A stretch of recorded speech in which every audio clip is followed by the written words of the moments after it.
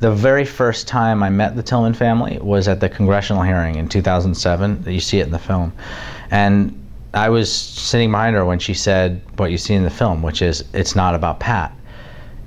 And that was something that just struck me because, you know, I think there's a kind of a misperception out there that the family is doggedly, you know, trying to reach justice for Pat Tillman. They, as she says so clearly then, and she's said consistently since that moment and to the present day, it's really not about Pat. It's not about something we owe the Tillman family. It's what we owe ourselves as a country.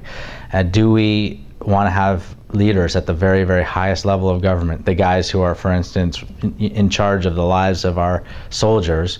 Do we want to let those people, you know, lie with impunity? And actually very childlike lies that they get away with. I mean, it's pretty remarkable how dog ate my homework-esque some of these lies are, and yet they work. So the family, it's not fighting for themselves, they're fighting for us, and we should all have those high standards.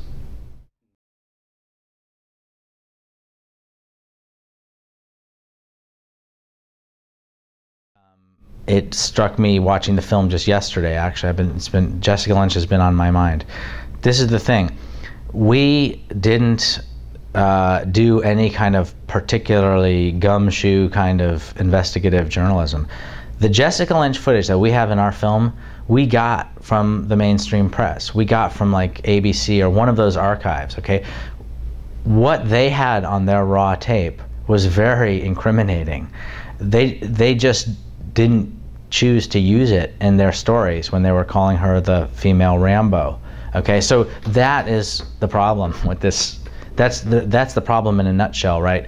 We didn't like find out anything specifically on our own. What we did was use a different part of the raw tape. Part we used, you can actually hear the production team, the film production team, making sure that this poor girl who's supposed to be, you know, being rescued in this daring midnight operation, making sure that the flag is, you know, just in the right place, and she's terrified and in a lot of pain, and they're begging her to smile for the camera, basically. Why they chose not to use that part of the story, it's not some sinister thing, you know, where, well, it is sinister, but it's not like, you know, some shadow government forced them to do that. They picked a narrative. The narrative was taken from the movies. It was this idea of this blonde woman being absconded by these dark-haired, dark-skinned hordes, you know, and she's emptying out her weapon, and, you know, she's saved by these, you know, dashing paladins coming from on high. Okay, these are old ideas, right? And it worked. That resonates with our culture. You know, that like speaks to some deep mythology that we believe in. They chose that story, and the arranging of the flag didn't fit into it, right? So that's, you know, that's what we have here in a nutshell.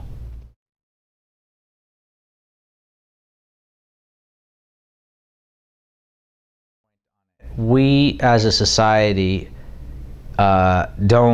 we want to feed ourselves a sanitized version of war. We don't want to look at the coffins that come back. You know, to blame, you know, the Bush administration on the fact that we weren't able to look at those coffins is wrong, because it was the Clinton administration that actually set that law into motion. But also, we get the type of government that we want. You know, we didn't really want to sacrifice after 9/11 as a culture. We wanted to go out and shop. We wanted to be told that, you know, the best way we could, you know, sacrifice for our country would be to not sacrifice. And similarly, we don't want to, you know, we don't want to face what war is really about, because, you know, we'd rather have a kind of a Hollywood version of it in our minds. And, you know, I mean, just yesterday, you know, here in the time of the Obama administration, whatever, in a small way, it's perpetuated because, like, the MPAA rated our film R, you know, for language. So what they're basically saying is it's okay for the ROTC to come in and, you know, and hand out those video games that purport to show, young people how amazing, how exciting war is. But it's not okay for these guys to hear how soldiers actually talk, which is to use the word fucking, when they're being shot at, for instance. I think we as a society, don't want to face what war is all about, and we also, even putting aside militarism, we, what we were just talking about before about Jessica Lynch, like we are enamored with our stories, our movie stories, our Hollywood stories, and Pat Tillman fit the bill. And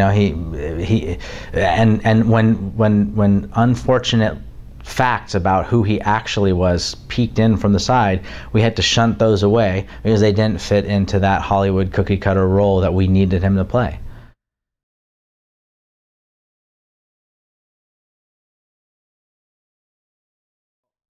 My favorite movie, this is Spinal Tap.